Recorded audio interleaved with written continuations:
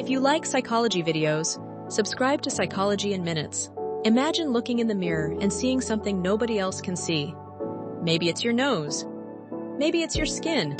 Maybe it's your hairline, your jawline, your weight, or a tiny feature that occupies your thoughts for hours every single day. Now imagine that your friends, family, and even strangers tell you nothing is wrong. They genuinely cannot see the flaw you're talking about. Yet every time you look in the mirror, it feels obvious. It feels undeniable. It feels real. Who is right? The mirror? Other people? Or your own mind? Today, we're exploring one of the most misunderstood psychological conditions, body dysmorphic disorder, often called body dysmorphia. We'll uncover why this condition is far more than simple insecurity, what happens inside the brain when self-perception becomes distorted, why mirrors often make the problem worse instead of better, how social media and digital beauty standards amplify the struggle, and whether it's actually possible to retrain the brain to see reality more accurately. Most people have things they dislike about their appearance. Maybe you wish you were taller. Maybe you wish your skin was clearer. Maybe you've looked at a photo and immediately noticed something you didn't like. That's normal. Body dysmorphia is something very different. Imagine someone staring at a tiny blemish for 30 minutes before leaving the house. Imagine canceling social plans because of a perceived flaw nobody else notices. Imagine taking hundreds of selfies, deleting all of them, and becoming convinced you look terrible in every single picture. Imagine spending hours checking mirrors, avoiding mirrors, seeking reassurance, or obsessively comparing yourself to other people. This isn't vanity. This isn't narcissism. This isn't someone being overly concerned with their appearance. This is a person trapped in a battle between what their eyes see and what their brain believes. One of the most important things to understand about body dysmorphia is that the suffering is real. The flaw may be imagined, exaggerated, or barely noticeable to others, but the emotional distress is completely genuine. For the person experiencing it, the flaw feels as real as a broken bone. The difference is that the injury exists in perception rather than physical reality. Psychologists often describe body dysmorphia as a disconnect between external reality and internal representation. Think of it like using a GPS with corrupted maps. No matter where you actually are, the navigation system keeps telling you you're somewhere else. You can show the GPS the correct road 1,000 times, but if the map itself is damaged, the directions remain wrong. Something similar happens in body dysmorphia. The brain develops what we might call a fractured internal map of appearance. The body stays the same. The reflection stays the same, but the mental representation becomes distorted. This leads us to a fascinating question. If mirrors show reality, why doesn't simply looking in the mirror solve the problem? The answer lies inside the brain. Recent neurological research suggests that people with body dysmorphia process visual information differently from people without the condition. When most people look at a face, their brain quickly creates a complete picture. They see the overall person, the whole face, the entire image. People with body dysmorphia often process information in a different way. Instead of seeing the complete picture first, the brain becomes locked onto tiny details. A small asymmetry, a minor skin imperfection, a slight irregularity that most people would never notice. Imagine looking at a beautiful painting and becoming completely obsessed with a single brush stroke.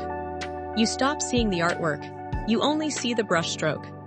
That is similar to what happens in body dysmorphia. The brain zooms in so intensely on perceived flaws that the bigger picture disappears. Research has also pointed toward differences in areas of the brain involved in visual processing, emotional regulation, and body perception.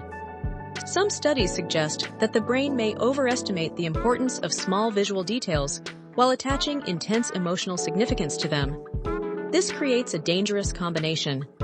The brain notices tiny imperfections, then convinces itself those imperfections are critically important, then treats them as threats. And once the brain labels something as a threat, it becomes extremely difficult to ignore. This explains why reassurance rarely works. A friend says, "You look fine." The person feels relieved for a moment. Then the anxiety returns. The brain simply rejects the information because it conflicts with the internal map. The problem isn't a lack of evidence. The problem is how the evidence is being interpreted. This often leads people into what psychologists call the ritualistic trap. The person becomes desperate for certainty. They want proof that everything is okay. So they begin checking, looking, comparing, analyzing, examining, repeating, again and again. Someone may spend an hour examining their skin in different lighting conditions. Another person may repeatedly touch a perceived flaw throughout the day. Someone else may take dozens of photos from different angles searching for reassurance. The strange thing is that these rituals rarely create relief. At best, they provide temporary comfort. Then the doubt returns. Soon the person feels compelled to check again, and again, and again. The ritual becomes part of the disorder itself. Some people move in the opposite direction. Instead of constantly checking mirrors, they avoid them entirely. They wear oversized clothing, avoid photographs, hide certain body parts, use makeup excessively, refuse social events, keep cameras turned off during video calls. These behaviors may feel protective, but over time they strengthen the fear. The brain learns an unfortunate lesson. If I'm avoiding this, it must be dangerous. The anxiety survives because it is never challenged. This creates a psychological short circuit. The very behaviors designed to reduce distress end up feeding the obsession. The more reassurance people seek, the more reassurance they need. The more they avoid, the scarier the situation becomes. Now add modern technology into the equation. Today's digital world has transformed the way we view ourselves. Previous generations compared themselves to celebrities in magazines. Today's generation compares themselves to edited influencers, filtered videos, AI-enhanced photos, and algorithmically curated beauty standards every single day. For many people, social media functions like a digital funhouse mirror. The image being presented isn't real, yet the brain begins treating it as normal. A teenager scrolls through hundreds of perfect faces. A young adult sees flawless skin, perfect symmetry, and edited body proportions. Eventually, the brain starts asking a dangerous question. Why don't I look like that? The reality is that many of those people don't even look like that. Filters smooth skin, apps reshape faces, artificial intelligence modifies features instantly. Yet repeated exposure slowly shifts our perception of what normal looks like. Psychologists call this normalization through exposure. The more often we see something, the more normal it feels. Over time, unrealistic beauty standards stop feeling unrealistic.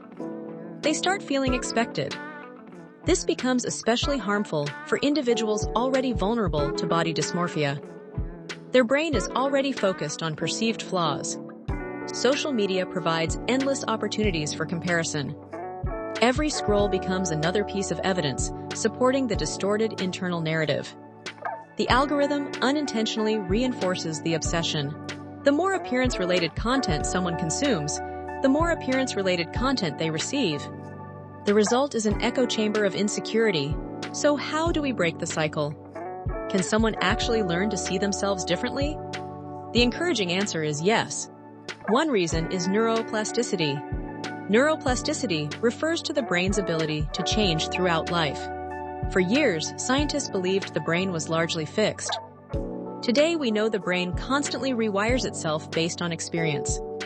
This means distorted patterns can be challenged. New patterns can be built. One evidence-based treatment is cognitive behavioral therapy. Instead of focusing on changing appearance, therapy focuses on changing interpretation.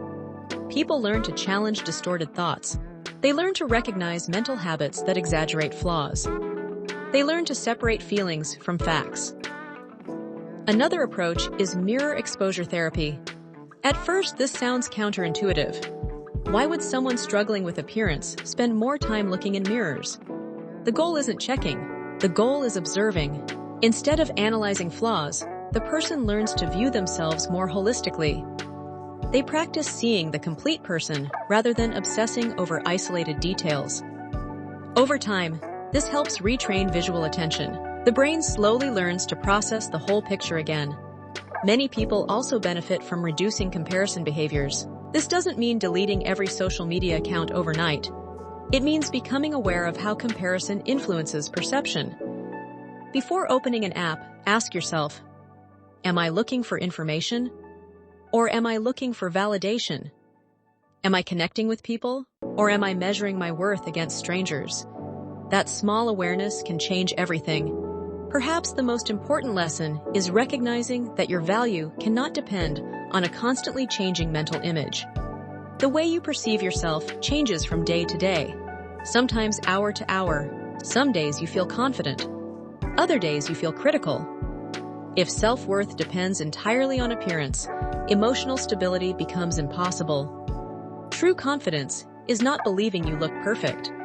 It's understanding that your worth exists independently of perfection. Body dysmorphia thrives when identity becomes fused with appearance. Recovery begins when identity expands beyond appearance. You are more than a reflection, more than a photograph, more than a perceived flaw, more than a mental image. The brain can distort many things, including the way we see ourselves. But a distorted perception is not the same thing as reality. And that distinction matters, because once you understand that your mind can misinterpret what it sees, you gain the power to question the story it has been telling you. The goal isn't to become perfect. The goal is to see yourself clearly. And sometimes the most powerful form of healing begins when you stop asking, how do I fix my appearance? And start asking, what if my appearance was never the problem in the first place? Subscribe to Psychology in Minutes for more.